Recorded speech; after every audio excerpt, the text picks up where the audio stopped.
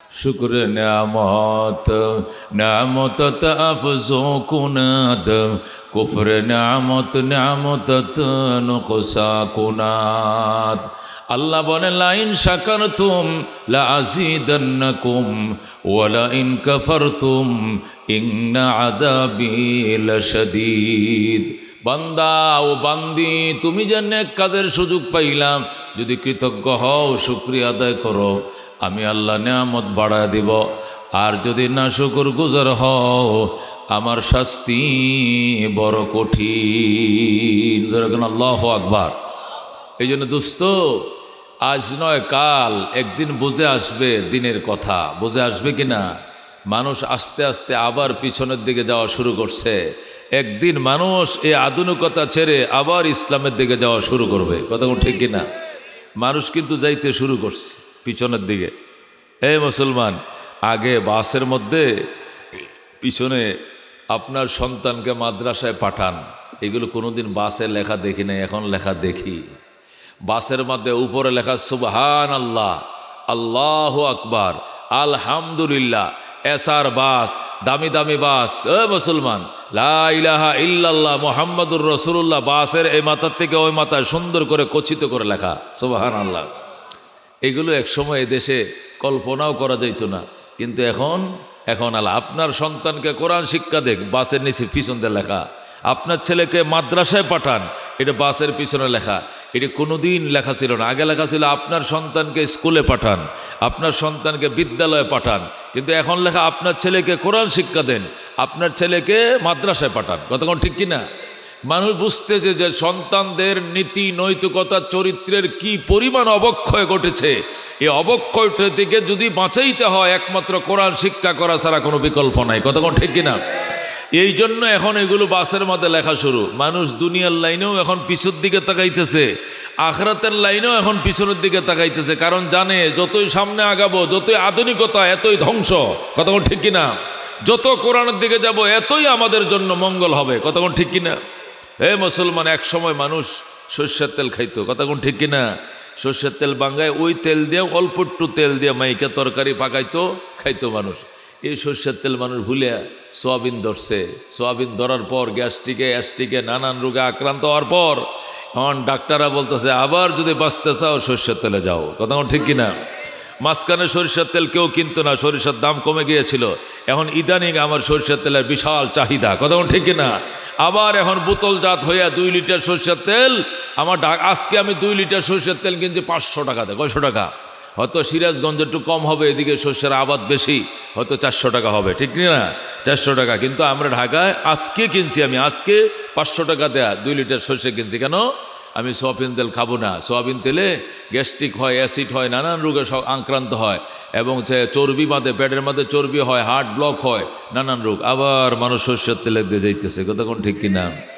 মানুষ এক সময় মাটির বাসনে ভাত খাইতো। কিসের মধ্যে? মাটির হানকি। কথা কোন ঠিক কিনা? মাটির কলসির মধ্যে পানি রাখতো, মাটির পাতিলের মধ্যে ভাত পাকাইতো, মাটির পাতিলের মধ্যে তরকারি পাকাইতো, মাটির হানকিতে ভাত খাইতো, রোগ সুখ কম হতো। এরপরে মানুষ টিনের তেলে খাওয়া শুরু করলো। টিনের থালের পরে আসছে মেলামিন থালে খাওয়া শুরু করলো। আরও উন্নতি হয়েছে, গ্লাসে কাঁচের প্লেটে খাওয়া শুরু করলো। শাইন পুকুরের প্লেট, দামি দামি দামি দামি কি ব্র্যান্ডের কাঁচের প্লেট দিয়ে খাওয়া শুরু করলো। ডাক্তার বলে যদি বাঁচতে চাও আবার হানকিতে চলে যাও। কথা কোন ঠিক কিনা? এখন মানুষ আবার সেই মাটির বর্তনের দিকে ফিরে যাচ্ছে। কথা কন দোস্ত, ঠিক কিনা? সর্বক্ষেত্রে মানুষ 100 মাটির ঘরে থাকতো, মাটি পাড়াইতো। আধুনিক আসলো, টিনের ঘর তৈরি হলো, মাটির ঘর বাদ দিল। এর চেয়ে আধুনিক হলো, পাকা ঘর বানাইলো। আরো আধুনিক হলো, মোজাহিক করো। আরো আধুনিক হলো, টাইলস লাগাও। কথা ঠিক কিনা? ডাক্তার বলে যদি বাঁচতে চাও আবার মাটি পাড়াও, তাহলে জন্ডিস হবে না, আলসার হবে না, ক্যান্সার হবে না। আবার মাটি পাড়াও, আবার সেই গ্রাম্য পরিচিত চলে যাও। মানুষ সবজি খাইতো, গ্রামে মাছ সবজি ঝোল খাইতো, মাছের ঝোল ভালো ছিল। কিন্তু আধুনিক আইলো কি গোশত খাও, কি খাও? গোশতের প্রতি লাভ হলো, এখন মুরগি পোড়া, গোশত পোড়া, শিক কাবাব, মুরগি কাবাব, নানান কাবাব বের হয়েছে। ডাক্তার বলে যদি বাঁচতে চাও আবার সবজির চাপ বাড়াও। কতক্ষণ ঠিক কিনা? দোস্ত, দুনিয়াতে মানুষ আল্লাহর কোরআন শিখে মানুষ অসভ্য সমাজ সভ্য হয়েছিল, কিন্তু এই অসভ্য সমাজ আবার থাবা দিল কিসের উপরে? সভ্য সমাজের উপরে থাবা দিয়া মক্তবের টাইমে তারা কেজি স্কুল চালু করলো, গ্রামীণ স্কুল চালু করলো, চালু করে মক্তবটাকে চাপা দিয়া বন্ধ করে দিয়া তারা এই কেজি বিভিন্ন স্কুল চালু করার পর দেখলো যে চরিত্রের নীতি নৈতিকতা সব হারাইছে। আবার মানুষ কোরআনের শিক্ষার দিকে দাবিত হচ্ছে। কথা কোন ঠিক না বেঠিক? সুতরাং যদি বন্ধু বাঁচতে চাও, এখনো তোমাদের প্রতি একই কথা, সবাই যেরকম আবার পূর্বের দিকে ফিরে যাচ্ছে, আমাদেরকে সেই পূর্বে মুহাম্মদুর রাসূলুল্লাহ সাল্লাল্লাহু আলাইহি সাল্লাম যে ১৫০০ বছর আগে ১৫০০ বছর আগে ১৬ লক্ষ সাহাবায়ে কেরাম রাইখে গেছিলেন যে আদর্শের উপরে, যে কোরআনের উপরে, সুন্নাহর উপরে, ওই দিকে ফিরে যাওয়া ছাড়া আমার আর আপনার মুক্তির আর কোনো বিকল্প ব্যবস্থা নাই। কথা কোন ঠিক কিনা? আল্লাহ বলেছেন আমিনু কামা আমানান নাস, হে মক্কার মুশরিকেরা ঈমান তোমরা এইভাবে আনো সাহাবায়ে কেরাম যেভাবে ঈমান আনছে। কথা কোন ঠিক কিনা? বুঝা গেল আমার ঈমানের জন্য মডেল সাহাবায়ে কেরামের ঈমান। কথা কোন ঠিক কিনা? আল্লাহ বলেন ফাইন আমানু বিমিসলি মা আমানতুম বিহি ফাকাদ ইহতাদাউ, ফাইন আমানু বিমিসলি মা আমানতুম বিহি ফাকাদ ইহতাদাউ। আল্লাহ ডাক দেয়া কয় মক্কার মুশরিকরা, মদিনার মুনাফিকরা যদি ওইভাবে ঈমান আনতো যেভাবে সাহাবায়ে কেরাম তোমরা ঈমান আনয়ন করেছো, ফাকাদ ইহতাদাউ, তাহলে তারা 100% ঈমানদার হেদায়েত পাওয়া যাইতো। কথা কোন ঠিক কিনা? এই জন্য দোস্ত সাহাবায়ে কেরামের নকশা ছাড়া, নমুনা ছাড়া, ওই দিনের তালিম এবং তাআল্লুম ছাড়া বাঁচার বিকল্প কোনো ব্যবস্থা নাই। আজকে বাংলাদেশ স্বাধীন হয়েছে 53 বছর। 53 বছরে নৌকা দিয়েও দেশ চালাইছে, লাঙ্গলওয়ালারাও চালাইছে, দানওয়ালারাও চালাইছে। 53 বছর গেছে, একজনের চেয়ে আরেকজন কম করে নাই। কথা কোন ঠিক কিনা? আয়না ঘর বানাইছে, কেউ হাওয়ার ঘর বানাইছে, কেউ আয়না ঘর বানাইছে। কথা কোন ঠিক কিনা?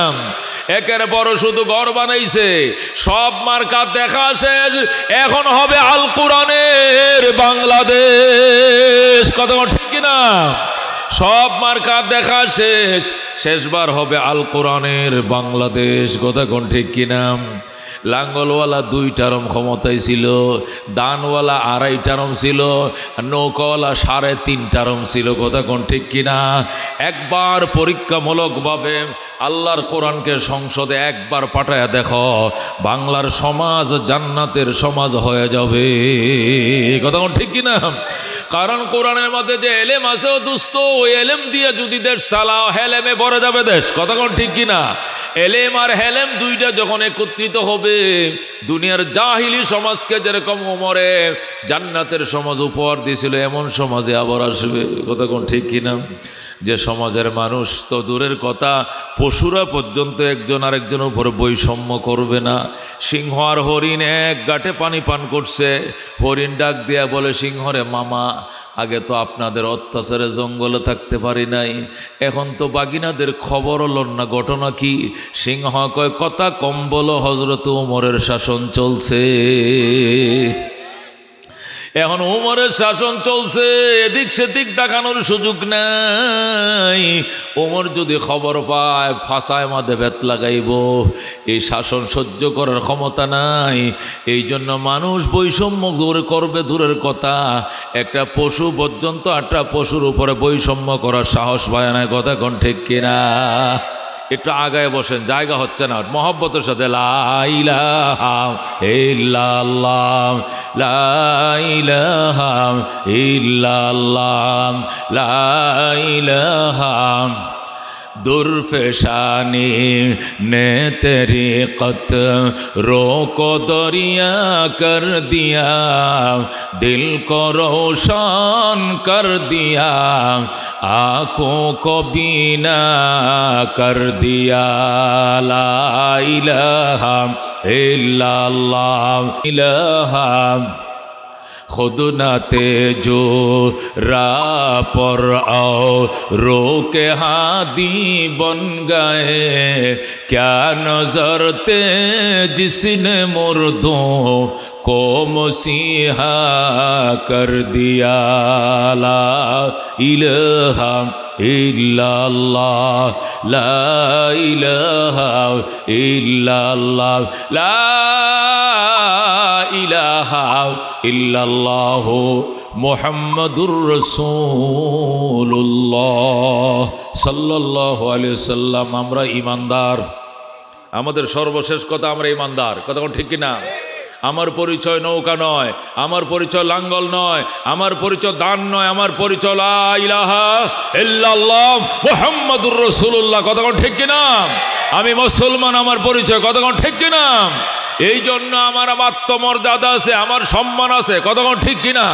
আমি মুসলমান হিসাবে, আমি ইমানদার হিসাবে আল্লাহ আমাকে যে সম্মান দিয়েছেন, দুনিয়ার বেঈমানদের এই সম্মান নাই। কথা কোন ঠিক কিনা? এই জন্য নিজেকে যখন সম্মান দেয়, সম্মান বজায় রেখে চলতে হবে। কথা কোন ঠিক কিনা? আল্লাহ যখন সম্মান দিবে, সম্মান রক্ষা করে চলতে হবে কিনা? আল্লাহ ইমানদারকে সম্মান দিছে। ইমানদার বেঈমানের সাথে বৈশা দুর্গা পূজা দেখতে পারে না, তাই কালী পূজা দেখতে পারে না। কথা কোন ঠিক কিনা? মুসলমান, তুমি আসছো এখানে তোমাদের ধর্মীয় অনুষ্ঠান মাহফিল শোনার জন্য, এখানে কোনো হিন্দু আইসেনি? কোনো হিন্দু থাকলে হাত তুলেন। কোনো বৌদ্ধ আছেন? কোনো খ্রিস্টান আছেন? হাত তুলেন না। কিন্তু হিন্দুদের পূজার মাঝে যদি বলে মুসলমান কে কে হাত তুলেন, 100 জন আছে। কথা কোন ঠিক কিনা? এটা মুসলমান নামে কলঙ্কর সন্তান। কথা কোন ঠিক কিনা? সে তার আত্মমর্যাদা ধ্বংস করে দিয়েছে। আজকে একটা হিন্দু, সে জানে তার ধর্ম মন গড়া, তার ধর্মের জন্য কোনো আসমানি কিতাবও নাই, তার ধর্মের জন্য কোনো নবীও আসা নাই। কথা কোন ঠিক কিনা? জানে তার ধর্মটা সম্পূর্ণ মন গড়া, এরপরেও সে তার ধর্ম নিয়ে আছে, তোমার ধর্মে আসিবে না। কথা কোন ঠিক কিনা? কিন্তু তুমি মুসলমান, জানো তোমার ধর্মটা লাইসেন্সদারি ধর্ম, আসমানি ধর্ম। তোমার ধর্মের জন্য মহাগ্রন্থ আল কোরআন আছে। তোমার জন্য ধর্ম প্রচারের জন্য রহমতুল্লিল আলামিনকে দুনিয়াতে আল্লাহ পাঠাইছেন। এরপরও বেহায়া বেলাজা, কয় নম্বরের বেহায়া বেলাজা হলে সে বেঈমানদের পূজার মধ্যে যায়া সামনের কাতারে বৈশা মেয়েদের নাচ আর ড্যান্স দেখে। কথা কোন ঠিক কিনা? কথা কোন ঠিক কিনা? ও দুস্থ, এদের কোনো ঈমান নাই। আসলে মোমেন লেভেল আছে, ভিতরে ঈমান নাই। কথা কোন ঠিক কিনা? এরা স্লোগান দেয় ধর্ম যার যার, উৎসব সবার। জোরে কর নাউজুবিল্লাহ। ধর্ম যার যার, উৎসব সবার। এই জন্য তারা উৎসবে যায়। তো তোমার উৎসবে তারা আসলো না কেন? আজকে তোমার উৎসবে নন্দলালপুরের অনুষ্ঠানে আসলো না কেন? ওইটা তো বেলালের মাহফিল আছে, বেলালেরটা বাদ দিলাম। ওই মসজিদের মাহফিল হবে 17 তারিখ, ওই দিন দেখা যাবে কয়জন হিন্দু আসে। আসছিল, আসিবে, আশা করা যায়। জীবনেও নাই। ওরা জাতে মাতাল তালে ঠিক। কথা কোন ঠিক কিনা? এরা জাতে মাতাল তালে ঠিক। এরা জাত হারাইলো, তাল হারায় না। মুসলমান, তুমি জাতও হারাইছো, তালও হারাইছো। কথা কোন ঠিক কিনা? কত বড় বেহায়া বেশরম। সে দুর্গা পূজা কালী পূজা যায় বৈশা থাকে একটু সিরা মুড়ি খাওয়ানোর লাগে। ওরা কি দেয়? মাঝে মাঝে একটু ফিডা টিডা দেয়। পূজার মধ্যে কি সিগারেট দেয়, নাহলে একটু ফিডা সিরা দেয়। এগুলো খায় আর কয় হ্যাঁ নাচ দাও। হ্যাঁ, খুব ফাইন লাগছে। ওই যে হিন্দু মেয়েরা নাচে ডোলের বাড়ি ছোটে, ওই এই এই এই মালুন, এই যে মুসলমান নামে মালুন, এই মালুনও নাচে। কথা ঠিক কিনা? এ ধর্ম যার যার, উৎসব সবার। এটা মুসলমানের স্লোগান নয়। কথা ঠিক কিনা? মুসলমানের স্লোগান হলো ধর্ম যার যার, উৎসব তার তার। কথা ঠিক কিনা? যার ধর্ম তার উৎসব। কথা ঠিক কিনা? আমার ধর্ম আমার উৎসব, ধর্ম যার যার, উৎসব তার তার। কথা ঠিক কিনা? অনেকেই বলে হিন্দুরে খুশি করার জন্য বলে হিন্দু মুসলিম ভাই ভাই, সবার কাছে বুট চাই, গুড়ার ডিম। হিন্দু মুসলিম ভাই ভাই, হিন্দু মুসলিম ভাই ভাই হয় কোনোদিন? আল মুসলিমু ইখওয়া। আল্লাহ কোরআনের মধ্যে বলেন আল মুসলিমু ইখওয়া, ইন্নামাল মুমিনুনা ইখওয়াতুন ফাআসলিহু বাইনা আখাওয়াইকুম। মুসলমান মুসলমান ভাই ভাই বলবা, মুসলিম মুসলিম ভাই ভাই, হিন্দু হিন্দু ভাই ভাই, সবার কাছে ভোট চাই। কথা ঠিক কিনা? এমনে বলতে হবে। তুমি বলো তাদেরকে, কেমনে বলবা? মুসলমান মুসলমান ভাই ভাই, হিন্দু হিন্দু ভাই ভাই, সবার কাছে ভোট চাই। কথা ঠিক কিনা? কিন্তু হেতে কি করে? হিন্দু মুসলিম ভাই ভাই। দূরে কন্যা নাউজুবিল্লাহ। হিন্দু মুসলিম ভাই ভাই হতে পারে না। কথা ঠিক কিনা? হিন্দু হিন্দু ভাই ভাই, মুসলমান মুসলমান ভাই ভাই, সবার কাছে ভোট চাইলে এমনে চাইবা। হিন্দু মুসলিম ভাই ভাই হারাম, এটা হারাম। ইন্নামাল মুমিনুনা ইখওয়াতুন ফাআসলিহু বাইনা আখাওয়াইকুম লাআল্লাকুম তুফলিহুন। বলে আল্লাহু আকবার। আল্লাহ ভাই ইমানদার ভাই ভাই বায়ে বায়ে মিল তৈরি করো, মায়ে বায়ে গুল তৈরি করো, বায়ে বায়ে মীমাংসা হও, বায়ে বায়ে মিলে যাও, বায়ে বায়ে একজোট হয়ে যাও, আল্লাহ দয়া করবে, সফল হইবা। কিন্তু হিন্দু মুসলিম কোনোদিন বাই বাই হবে না। কথা কোন ঠিক কিনা? এই জন্য আল্লাহ কয়ার ফাইল্লাহুল্লাযীনা আমানু মিনকুম, ইমানদারেরা ইমানের কারণে তোমাদের সম্মান আমি আল্লাহ বাড়াইছি, সম্মানটা ঠিক রেখো, ধ্বংস করিও না। কথা কোন ঠিক কিনা? নিজের সম্মান নিজে ধ্বংস করা যাবে না।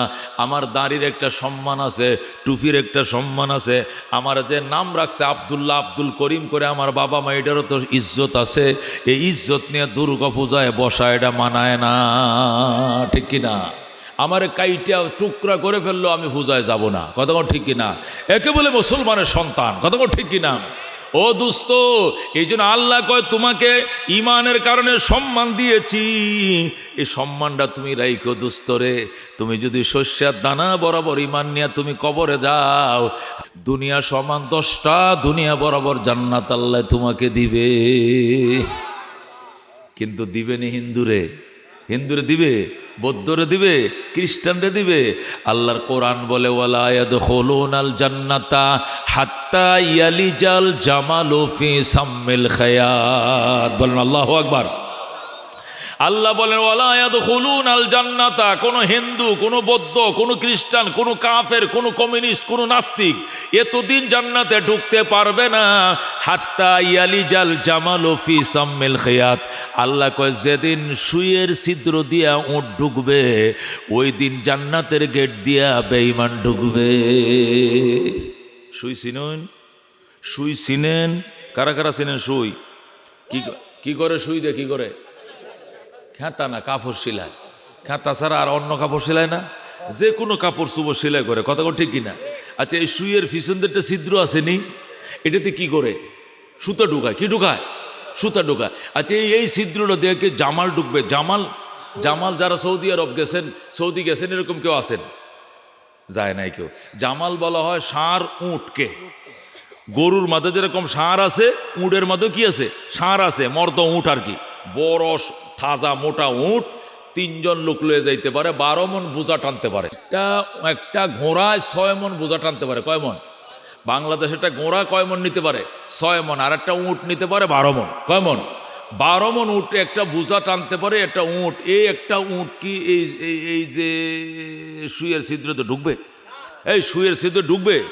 আল্লাহ কয় সুইয়ের ছিদ্র দিয়ে যেদিন উট ঢুকবে জান্নাতের গেট দিয়ে, ওই দিন হিন্দু বেঈমান ঢুকবে। তার মানে জীবনেও সুয়ের ছিদ্রতে উট প্রবেশ করিবে না, জান্নাতের গেট দিয়ে বেঈমান ঢুকিতে পারিবে না। কথা কোন ঠিক কিনা? ঢুকিবে কারা? ইনশাআল্লাহ আমরা। দূরে করে আমরা বুকে থাবা দিয়ে বলেন, বুকে আমরা ইনশাআল্লাহ বলেন, ইনশাআল্লাহ। আল্লাহ বলেন তোমাকে যদি ছোট্ট জান্নাতটাও দেই, এই জান্নাত হবে দুনিয়া সমান 10টা দুনিয়া বরাবর। কয়টা দুনিয়া? এখন যদি আপনারা গ্রামের মানুষ বলতেই পারেন, হুজুর 10টা দুনিয়া বরাবর একটা জান্নাত, এত বড় জান্নাতে কি করব? এখনো বাংলাদেশ হলো ছোট্ট একটা দেশ। এই বাংলাদেশের নোয়াখালী আইজও যাই নাই, পঞ্চগড় যায় নাই, সিলেট যায় নাই কোনোদিন, ময়মনসিংহ যাই নাই কোনোদিন। খালি সিরাজগঞ্জের উল্লাপাড়া আর সিরাজগঞ্জ 2টা থানা দেখছি, আর বাহিরে সিরাজগঞ্জটাই পুরা দেখতে পারি নাই। তো দুনিয়া, আবার দুনিয়া সমান 10টা, এত বড় জান্নাতে কর্ম কি? প্রশ্ন আসে কিনা? এটা উত্তর দিতে হইব না? যদি বেঈমানরা হিন্দুরা প্রশ্ন করে, এই বেটা তোকে ধর্মের মধ্যে নাকি আছে 10 দুনিয়া বরাবর জান্নাত, তুমি কবে হ্যাঁ অবশ্যই আছে। তো এত বড় জান্নাতে এই মাত্র তুমি এই মাত্র যাবে কি দিয়া? এত বড় জান্নাতে করবিটা কি? দরকারটা কি? দুনিয়াতে যদি 60% জায়গার উপরে বাড়ি বাঁধে, তাই তো অনেক বড় ঘর, আর দুনিয়া সমান 10টা, তখন কি বলবেন? আরে পাগল, এটা পরকালে দিব, এটা এই দুনিয়ার দিত না। যেখানে দিব ওখানে দরকারও হবে। যেরকম সুবহানাল্লাহ, যে দেশে দিবে ওই দেশে প্রয়োজনও হবে। আচ্ছা, আমরা মায়ের পেট নামক একটা পৃথিবীতে ছিলাম কিনা? জোরে কন। ওইটাও তো একটা জগৎ। ওই জগতের মেয়াদ কতদিন? 10 মাস 10 দিন। কন, মায়ের পেটের ভিতরে একটা জগতে ছিলাম কিনা? এই জগৎটার মেয়াদ কতদিন? 10 মাস 10 দিন। আচ্ছা, ওই জগৎটা কত বড় ছিল? এভাবে ছিল 8 ইঞ্চি, এভাবে ছিল 6 ইঞ্চি। 8 ইঞ্চি ফাঁসে, 6 ইঞ্চি লম্বা। এই হলো একটা পৃথিবী। ওখানে মায়ের নাভির সাথে আমার নাভির সংযোগ। মা খাইলে আমার খাওয়া হয়ে যায়, মা পায়খানা করলে আমার পায়খানা হয়ে যায়, মা নিঃশ্বাস নিলে এই নিঃশ্বাস দিয়ে আমি নিঃশ্বাস নিতে পারছি। মানে সুয়ারিজ লাইন টাঙ্কি টুঙ্কি সব মার সাথে জয়েন করা ছিল। আচ্ছা, ওখানে যদি কেউ যায়া মাথা ঢুকাইতো আর ঢুকায় বলতো, এই আব্দুর রহমান শোন, 10 মাস 10 দিন পরে তুই এত বড় এক পৃথিবীতে যাবি, তোকে নিয়ে বসবাস করার জন্য তোর আব্বা আম্মার যে একটা ঘর বানায় রাখছে, এই ঘরটা তোর মায়ের পেটের থেকে 1000 গুণ বড় হইব। এই কথা যদি মায়ের পেটে যায় কেউ বলতো, আমি কি বুঝতাম? আমি বলতাম, ছড় বেটা, কত বড় ঘরে আসি, পৃথিবীতে আসি, খাওয়া দাওয়া শ্বাস নিঃশ্বাস সব অটু চলতেছে, এর চেয়ে বড় কোনো পৃথিবী আছে নাকি? এটা মায়ের পেটে থেকে বুঝতাম না কোনো দিন। কিন্তু পৃথিবীতে যখন আইসে যখন মার পেটের তুন বাইরেছে দুনিয়াতে, চোখ দিয়ে দেখে যতরূপ দেখা যায় খালি শাহজাদপুরের বিল, সর আর সর, পরে ডর এখান থেকে হুয়া হুয়া হুয়া হুয়া এখন কান্দে। কথা ঠিকই না? মানে কি এত বড় এত বড় এত বড়। এরপরে যখন বয়স হয়েছে, বড় হয়েছে, এখন বাপের জিগে, আব্বা আমগোর কয় বিঘা জমি আছে? কয় আমরা গরিব মানুষ, আমার মাত্র 5 বিঘা ধানের জমিন আছে, আর বাড়িটা আছে ধরা 2 বিঘা, এই 6 বিঘা। কদূর কাঙ্গালের গর্তে জন্ম লইছি। হাজী সাহেবের জমি তো হলো 28 বিঘা 30 বিঘা, তোমার কমকা। অথচ এই 6 বিঘা জমিন যদি মার পৃথিবীটার সাথে মাপ দেন, কত গুণ বেশি হবে? 1 লক্ষ গুণ বেশি হবে। এই যে মার ফ্যাট, এইটার থেকে যদি 6 বিঘা জমিন মাপ দেন, মার ফ্যাটের তুলনায় 6 বিঘা জমিন, এটা 1000 গুণ বেশি আছে না? তারপরে হের বাপেরে কি কয়, ধুর কাঙ্গালের ঘরে জন্ম নিছি। ওই হাজী সাহেবের জমি হলো 30 বিঘা 35 বিঘা, বেটা 3 বার হজ করছে, আর তুমি মানুষের বাড়িতে বদলা দো কাম করো, আর 6 বিঘা জমিন, এটা কোনো জমিন? আহা, এ তোর ঘরে জন্ম না নিয়েও ভালো আসিল। অনেক পোলাফান বাপেরে কয়, বাপ যদি গরিব থাকে অনেক ছেলেরা কি কয়, এই বুড়িয়ার করতে জন্ম না নিয়া না নেওয়াটাই ভালো ছিল। দুনিয়াতে আইসি 4 ভাই, 4টা ঘর বান্ধার জায়গা নাই পর্যন্ত, এক ঘরে 4 ভাই থাকা লাগে, 4টা ঘর বান্ধবো যে ভিডিও পর্যন্ত না, এরকম আছে কিনা? ও দোস্ত, আচ্ছা বিডাটাই আছে শুধু, আর ধানের জমিন নাই, শস্যের জমিন নাই, তারপরে ওই বিটাটা মায়ের পৃথিবীর থেকে কি 10,000 গুণ বড় হবে না? তারপরেও সে নিজেকে ছোট মনে করে। মায়ের পেটের থেকে আইসা দুনিয়াটা যেরকম বড় হওয়ার পরেও মনে করছে আরো বড় হইলে ভালো ছিল, পৃথিবীর থেকে যখন পরকালে যাইবা আর যায়া দেখবা যে আহমদ শফি সাহেবের জান্নাতটা এটা 1000 গুণ বড়, হে ফির সাহেব সরমনার জান্নাতটা 1200 গুণ বড়, সাইদি সাহেবের জান্নাতটা 1300 গুণ বড়, উমুকের জান্নাতটা আমিন হিসাবের জান্নাতটা 1500 গুণ বড়, শাইখুল হাদিসের জান্নাতটা 2000 গুণ বড়, তখন তোমারটা মাত্র 10 গুণ বড়। তখন কব না, আমারটা তো ছোড়ো না, কি করলাম জীবনে দুনিয়াতে, আমল বেশি করতে পারে নাই, না হলে আমারটাও আহমদ শফি সাহেবের মতো বড় জান্নাত দরকার ছিল। কথা কোন ঠিক কিনা? ও দোস্ত, এই জন্য নিজের মান সম্মান, যুবক আজকে আল্লাহকে সাক্ষী করে বলে, আর জীবনে কোনোদিন দুর্গা পূজায়, কালী পূজায়, সরস্বতী পূজায়, বেঈমানদের কোনো পূজা পার্বণে যাব না যাব না যাব না। হাত ধরো, হাত বাড়াও। আল্লাহ তুমি কবুল করো, জোরে কোন আমিন। আল্লাহ বিগত দিনে যা গেছে এটা তুমি মাফ করে দাও। আল্লাহ আমি মুসাফির, এই উসিলা তুমি এদেরকে মাফ করে দাও, এরা আর কোনোদিন যাবে না, আল্লাহ তুমি কবুল করো, জোরে কোন আমিন। আল্লাহ ওয়াল্লাযীনা উতুল ইলমা দারাজাত, তোদেরকে ইমানের কারণে এত মর্যাদার মালিক বানাইছি। ওয়াল্লাযীনা উতুল ইলমা দারাজাত, আর যাদেরকে আমি ইলম দিয়েছি এদের মর্যাদা অসংখ্য গুণ বাড়ায় দিয়েছি, জোরে বল সুবহানাল্লাহ। যাদেরকে আলেম বানাইছি এদের মর্যাদা অসংখ্য গুণ বাড়ায় দিছি। একটা আলেমের মর্যাদা কল্পনা করা যায় মিয়া? দেলোয়ার হোসেন সাইদি সাহেব, শাইখুল ইসলাম আহমদ শফি সাহেব, চরমানা ফির সাহেব রহমতুল্লাহ আলাইহি, বুজুর্গানের দিন বালিয়ার শাইখে বালিয়া, মুসলমান জামিলের ফির সাহেব, জামিলের প্রধান সাহেব হুজুর যিনি ছিল নেজামি সাহেব ছিল, মুসলমান, এরা সম্পর্ক, এদের ইজ্জত সম্মানের সাথে প্রেসিডেন্টের সম্মানের তুলনা নাই। কথা কোন ঠিক কিনা? প্রেসিডেন্ট ছিল এদেশে আব্দুল হামিদ সাহেব, এখন প্রেসিডেন্ট নাই, হ্যাঁ 2 পয়সার দাম নাই। কথা কোন ঠিক কিনা? 5 বারের 4 বারের প্রধানমন্ত্রী ছিল শেখ হাসিনা। কয়বারের প্রধানমন্ত্রী? 4 বারের প্রধানমন্ত্রী ছিল। যখন ইস্তেফা দিছে, আমি গণপ্রজাতন্ত্রী বাংলাদেশ সরকারের প্রধান পদ থেকে ইস্তেফা দিলাম, ইস্তেফা দেওয়া 2 মিনিট পরে সে পাবলিক, আর তার কোনো 2 পয়সার সম্মান নাই। কতক্ষণ ঠিক কিনা? কিন্তু একটা আলেম, ও দোস্ত, একটা আলেম, ওই জাতীয় পার্টির সময় তার মর্যাদা ছিল, এরপরে ফখরুদ্দিন ইয়াজউদ্দিনের বেলাও ছিল, জিয়াউর রহমানের বেলাও ছিল, হাসিনার বেলাও ছিল, খালিদার বেলাও ছিল, এখন কেউ নাই, এখন আছে ডক্টর ইউনূস, তার বেলাও আছে। এই সম্মান ক্ষমতার সম্মান নয়, এই সম্মান এলেমের সম্মান। কতক্ষণ ঠিক কিনা? এই জন্য আল্লাহ বললেন আর ফাইল্লাহুল্লাযীনা আমানু মিনকুম, ঈমানদারেরা ঈমানের কারণে তাদের সম্মান বাড়াইছি, ওয়াল্লাযীনা উতুল ইলমা দারাজাত, যাদেরকে ইলম দিয়েছি অসংখ্য গুণ মর্যাদা বাড়ায় দিছি। হ্যাঁ মুসলমান, হাফিজুর রহমান সিদ্দিকী আজকে শাহজাদপুর আসুক 1 লক্ষ মানুষ হয়, মিজানুর রহমান আজহারি আইছে 10 লক্ষ মানুষ হয়, এটি কি প্রেসিডেন্ট না আলেম? এত সম্মান কিসের কারণে হয়েছে? এই কোরআনের কারণে। কথা কোন ঠিক কিনা? এটা হবে, এটা আল্লাহর কথা। ওয়াল্লাযীনা উতুল ইলমা দারাজাত, যাদেরকে ইলম দেওয়া হয়েছে অসংখ্য গুণ মর্যাদার মালিক বানানো হয়েছে।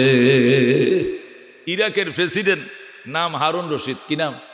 প্রেসিডেন্ট হারুন রশিদের নাম শুনছেন না আপনারা? প্রেসিডেন্ট হারুন রশিদ যখন ইরাকের প্রেসিডেন্ট ছিলেন, এই ছেলে বসো, কথা বললেন না, আপনারা চলাচল করেন না, যে যেখানে আছেন সেখানে বসে থাকেন, নড়চড় ডিস্টার্ব করবেন না। প্রেসিডেন্ট হারুন রশিদ যখন ইরাকের প্রেসিডেন্ট ছিলেন, কোন দেশের? ইরাকের প্রেসিডেন্ট ছিলেন প্রেসিডেন্ট হারুন রশিদ রহমতুল্লাহ আলাই। উনি যখন ইরাকের রানিং প্রেসিডেন্ট, তখন তার যে বাসভবন ছিল বাগদাদে, প্রেসিডেন্টের একটা বাসভবন থাকে না? আমাদের হাসিনার একটা বাসভবন ছিল, গণভবন, এটা বাইঙ্গিয়া সুরিয়া ওয়াল টল বাইঙ্গিয়া অকর সর্বনাশ করে লাইছে। আমি ওই দিনও গেছিলাম, হারে হিয়াল হেন্দে ঢুকবো, হেন্দে কুত্তা বাইরিব। অথচ মুসলমান 10 প্রকারের নিরাপত্তা থাকে এগুলোর মধ্যে। কথা কোন ঠিকই না? এসএস ফোর্স দিয়া পাহারা দেওয়া থাকে। আর এখন কিচ্ছু নাই, এন্দে কুত্তা ঢুকতেছে, এন্দে বিড়াল বাইরিতেছে, মানে 10 ইঞ্চি ওয়াল, এটার উপরে কাঁটা তারের বেড়া, কত কি ছিল সব বাইঙ্গিয়া সুরিয়া। মূলা ক্ষেত, গম ক্ষেত, আটা যা ছিল সব নিচে গা, ফুসকুনের মাছটি সহ, রাজা হাঁসটি সহ, হায় হায় রান্না করা বাটটি পর্যন্ত ফ্রিজের ভিতরতে মাছটি শুদ্ধ লয়ে গেছে পাবলিক। জোরে কর নাউযুবিল্লাহ। ওই মুসলমান, এটা হলো দুনিয়ার সম্মান আর ইজ্জতের, ক্ষমতার সাথে ইজ্জতের সম্পর্ক। কিন্তু আলেমের সম্পর্ক, এই যে আলেম, এই যে আলেম, এই যে আলেম, এই যে উলামা হজরত, এদের সম্পর্ক ক্ষমতার সাথে না। ক্ষমতা ধ্বংস হয়ে গেল, এদের ইজ্জত ধ্বংস হবে না। কথা ঠিক কিনা? হারুন রশিদ যখন ইরাকের প্রেসিডেন্ট, তিনি ইরাকের প্রেসিডেন্ট, তার প্রেসিডেন্ট ভবনের 2টা ভবন পরেই ছিল আব্দুল্লাহ ইবনে মুবারক, মৌলানা আব্দুল্লাহ ইবনে মুবারকের মাদ্রাসা। কি ছিল? মাদ্রাসা। 1 লক্ষ ছেলে লেখাপড়া করত। এই ছেলেগুলো, ওই ছেলেগুলো বিকালবেলা খেলতো মাঠের মাঠে, মাদ্রাসার মাঠে ছেলেগুলো আঁটে না। এই জন্য প্রেসিডেন্ট হারুন রশিদের পার্কের ভিতরে তারা ঢুকে যাইত। হারুন রশিদের স্ত্রীর নাম জেবুন্নেসা। কি নেসা? জেবুন্নেসা। হারুনের 2টা বউ ছিল। কয়টা বউ?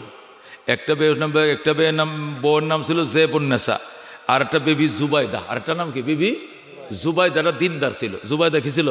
দিনদার ছিল। বিবি জুবাইদার নহরে জুবাইদা বানাইছে। মেনা মুজদালিফা আরাফার মধ্যে হাজিরা যারা হজ করতে যায়, আমি ওদেরকে দেখাই দিই। আমি তো আল্লাহ বারবার, আমার 16 বার নেওয়া হয়েছে। যেরকম আলহামদুলিল্লাহ, আল্লাহ হজ উমরা কয়বার করছি? 16 বার। নহরে জুবাইদা নামক একটা নহর আছে। আরাফায় যখন দেখছে পানির সংকট, মিনায় পানির সংকট, আরাফা মিনা না মুজদালিফা না গেলে তো হজ হবে না। এই জন্য বিবি জুবাইদা হজে যায়া পরক্ষণে তিনি তার গচ্ছিত সম্পদ যেগুলো তাকে হারুনে দান করছিল, সব সম্পত্তি বিক্রি করে পরে জিদ্দাসাগর থেকে ড্রেন করে, পাকা ড্রেন করে এই পানি মিনা মুজদালিফা আরাফায় সাপ্লাই দিছে। যেরকম সুবহানাল্লাহ। এই জন্য জুবাইদার নাম পৃথিবীর ইতিহাসে এখনো বই পুস্তকে লেখা আছে নহরে জুবাইদা নামে। এখনো তার নহরটা, এই যে ড্রেনটা করছিল পাকা ড্রেন, এটা এখনো আছে। এখন তো আর ওইভাবে পানি নেয় না, এখন তো পাইপিং করে ভিতর দিয়ে পানি নিয়ে যায়, সুইচ সিস্টেম, এখন তো পানি সব জায়গায় আছে। এই ছিল জুবাইদা। আরেকজন নাম ছিল বিবি জেবুন্নেসা। আরেকজন নাম কি ছিল? জুবাইদা ছিল দিনদার, জেবুন্নেসা ছিল একটু ইংরেজি শিক্ষিত, আর জুবাইদা ছিল আলেম, আলেমা। তো জুবাইদা যে কোনো কাজে খালি প্রশ্ন করতো। তো আরেকদিন আব্দুল্লাহ ইবনে মুবারকের ছাত্ররা প্রেসিডেন্ট পার্কের মধ্যে ঢুকে পড়ছে বিকেলবেলায়। বাচ্চারা খেলে তো। প্রেসিডেন্ট পার্ক তো বিশাল বড় পার্ক। এখানে তো প্রেসিডেন্টের তো ছেলে হোক মেয়ে হোক দুইটাই যথেষ্ট। এরা তো আবার এটি আবার নিচে নামে না, ডরে আবার কেউ গুলি করে কিনা, বুঝেন না, নিরাপত্তার কারণে পার্ক হুদাই ফিরে রয়েছে। এই জন্য আব্দুল্লাহ ইবনে মুবারকের কোরআনের হাফেজ ছাত্ররা সব বিকালবেলায় পার্কে ঢুকছে। যখন ঢুকছে ওই জেবুন্নেসা কয়, হারুন সাহেব, আমাদের পার্কে দেখা যায় মৌলবি ঢুকছে, কারণ কি? অসুবিধা কি?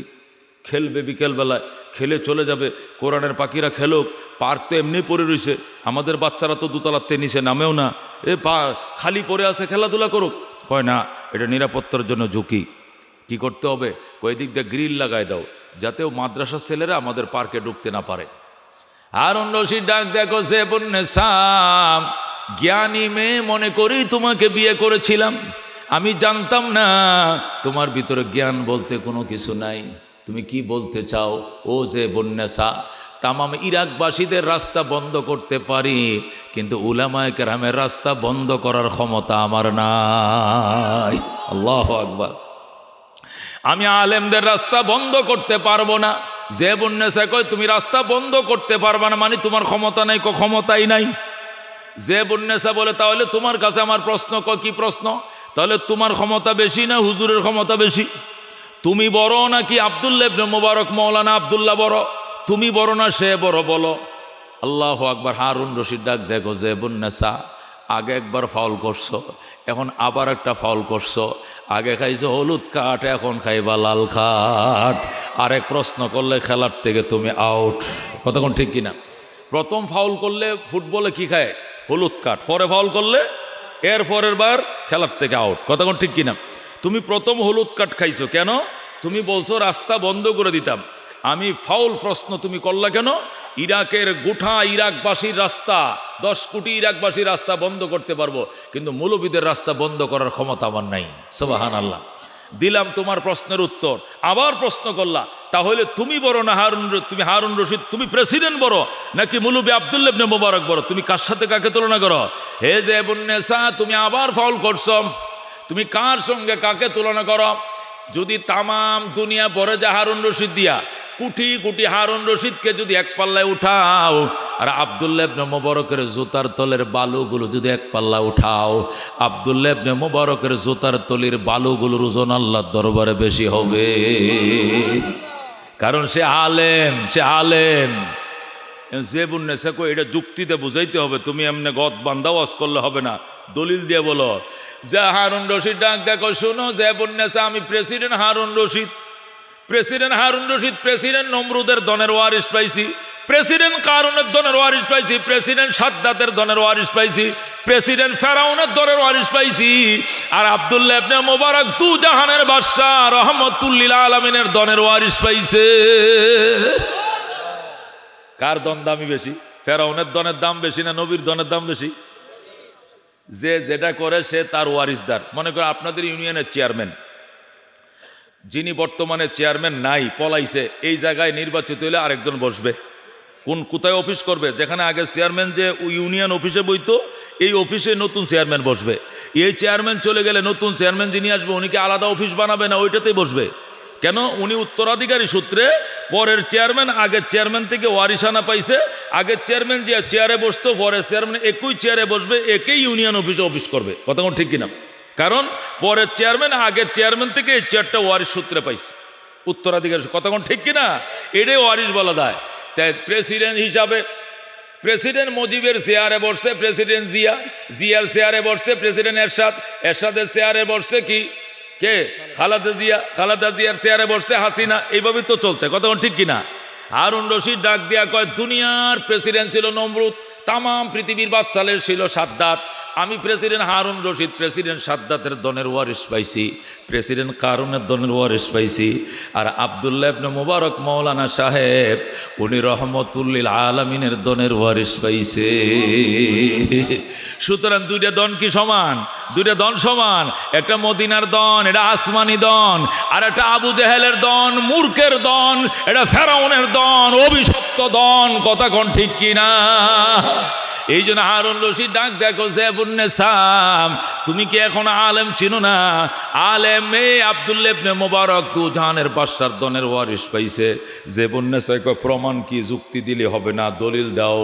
আল্লাহ নবী বলছেন, ক্বালা রাসূলুল্লাহ সাল্লাল্লাহু আলাইহি ওয়াসাল্লাম, আল উলামা ওয়ারাসাতুল আম্বিয়া, দুনিয়ার আলেমরা নবীদের দনের ওয়ারিস পাইছে। জোরে কোন সুবহানাল্লাহ।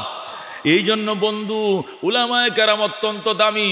এবার হারুন রশিদ ডাক দেখো, জেবুন্নেসাম, আগামীকালকেতে পাবলিক ঢুকা নিষেধ এই পার্কে, শুধু আলেমরা ঢুকবে। যেরকম আল্লাহু আকবার। পাবলিক কেউ ঢুকতে পারবে না, স্কুল কলেজ কেউ ঢুকতে পারবে না, পাবলিক ঢুকবে না। আমার পার্কে শুধু উলামায়ে কেরামে বিকালবেলায় খেলতে আসবে, কোরআনের পাখিরা, হাফেজরা। যে বন্যেসাকে খেললে সবাই খেলবে, কেউ খেলবে না, তা হবে না, তা হবে না। হারুন রশিদ কয় শুধু উলামায়ে কেরাম আগামীকাল থেকে বিকাল থেকে এখানে খেলবে। কয় কারণ কি? কারণ হলো হাসরের ময়দানে যদি আল্লাহ জিজ্ঞাসা করে, হারুন রশিদ দুনিয়াতে বড় প্রভাবশালী বাদশা ছিলা তুমি, কিন্তু জান্নাতের প্রভাবের জন্য তুমি কি আনছো? তখন আমি বলবো, আল্লাহ আমি কিছু আনতে পারি নাই, আমি আমার পার্কটা খুলে দিয়েছিলাম আলেমদের জন্য, এরা আমার পার্কে খেলছে, এদের পায়ের ধুলা আমার বাড়ির জানালায় লাগছে, এদের পায়ের ধুলা আমার বাড়ির দরজায় লেগেছে, এদের পায়ের ধুলা আমার বাড়ির জামা কাপড়ে লেগেছে, এদের পদদলির বরকতে হারুন রশিদকে মাফ করে দাও। আমি আল্লাহর দরবারে এই বিনিময়ে মাপ চাবো, এছাড়া আমার কোনো উপায় নাই, এছাড়া আমার আর নাজাতের কোনো উপায় নাই। জোরে বলুন আল্লাহু আকবার। রাজিনা কিসমাতাল জব্বার ফিনা লানা ইলমুন ওয়ালিল আদায়ে মালো ফা ইন্নাল মা লা ইয়াফনা আন করিবিন ওয়া ইন্নাল ইলমা ইয়াবকা লা ইয়াজালু লাকাদ জানাল বিলাদ ওয়া মান আলাইহা ইমামুল মুসলিমিন আবু হানিফা ফামা ফিল মাশরিকিন লাহু নাযীরু ওয়ালা ফিল মাগরিবিন ওয়ালা বিকুফা। যখন মারহাবা। এ দুস্থ যে কথাটা বলতেছিলাম উলামায়ে কেরামের শান, উলামায়ে কেরামের মান আল্লাহ বলছেন অসংখ্য গুণ বাড়ায় দিছি। আল্লাহু আকবার। ও দুস্থ আপনাদের এই মসজিদে যদি আমাদের প্রেসিডেন্ট হেলিকপ্টার দেওয়া নামে, আমাদের প্রেসিডেন্ট চুপ্পু সাহেব, কি সাহেব, আপনাদের এই নদীর এই পারের সন্তান, আপনার কথা কোন ঠিক কিনা, আপনাদের দেশের সন্তান, পার্শ্ববর্তী ডিস্ট্রিক্ট, চুপ্পু সাহেব যদি সরকার পাড়া জামে মসজিদে আসে, প্রেসিডেন্ট হিসাবে নামাজটা উনি পড়াবেন নাকি আপনাদের ইমাম সাহেব পড়াবেন? ইমাম সাহেব পড়াবেন। এখন চুপ্পু সাহেবের নেতৃবৃন্দ তো সাথে আসবে, মন্ত্রী পরিষদ, ওনারা সবাই যদি বলে না উনি মাননীয় প্রেসিডেন্ট, গণপ্রজাতন্ত্রী বাংলাদেশ সরকারের মাননীয় রাষ্ট্রপতি হিসাবে ওনাকে একটু সামনে দেন, তাহলে এলাকাবাসী কি বলবে? সামনে দেওয়া যাবে, তবে মসজিদের ভিতর দিয়ে না, বাহির দিয়ে দেওয়া যাবে। ওই বেড়ার ওই পাশ দিয়ে যায়, ওই মিম্বরের পশ্চিম দিয়ে যায় খারাইতে পারেন, কিন্তু ভিতর দিয়ে সামনে একমাত্র ইমাম সাহেব যাবেন, এছাড়া এই জায়নামাজে আর কাহারও পাওয়ার নাই। কথা কোন ঠিক কিনা? যদি কয় না উনি তো প্রজাতন্ত্রের অভিভাবক, বাংলাদেশের গণপ্রজাতন্ত্রী বাংলাদেশ সরকারের মহামান্য রাষ্ট্রপতি, কয় সামনে যাইতে পারেন, কিন্তু ওই মিম্বরের ভিতর দিন, ওই যে বেড়ার ওই দিদা ফুসকুনির পশ্চিম পাড়া যায় যদি খারান উনি খারাইতে পারেন, বাদবাকি মুসল্লিদের সামনে ইমাম সাহেবে থাকবেন। ইমামতির সম্মান সর্বোচ্চ সম্মান, যেরকম সুবহানাল্লাহ। এখন যদি বলেন হুজুর ইমামতি এটা সম্মান হইল, প্রেসিডেন্ট না আসল সম্মান। দোস্ত, প্রেসিডেন্ট যদি সর্বোচ্চ সম্মান হইতো তাহলে আল্লাহ তার বন্ধুকে সবার আগে প্রেসিডেন্ট বানাইতেন। কতক্ষণ ঠিক কিনা? কিন্তু এটা করে না, আল্লাহ তার বন্ধুরে ইমাম বানাইছেন। আবার কোন দেশে নিয়া? মেরাজে নিয়া, এই রজবের চাঁদে মেরাজে নিয়া সমস্ত নবীদেরকে মুক্তাদি বানায়া বাইতুল মুকাদ্দাসে বসায়া রাখছে, আর যায় নামাজটা ফাঁকা রাখছে, এখানে জিব্রাইল নিয়ে নবীরে দাঁড় করায় দিছে।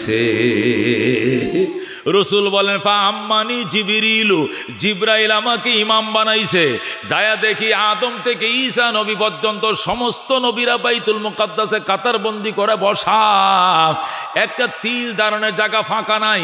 জিব্রাইল বাঁশি ফুঁ দিছে, এরপরে রাস্তা দিছে, রাস্তা দিয়ে এখন সামনের কাতারে গেছি, যায়া দেখে কোনো জায়গা নাই। আমি জায়নামাজে দাঁড়ায় রইছি, জিব্রাইলকে হুজুর কোথায় থাকায় রইছেন? স্বপ্নের জায়নামাজটা এটা আপনার জন্য খালি, এখানে অন্য কাউকে দাঁড়াইতে মানাবে না।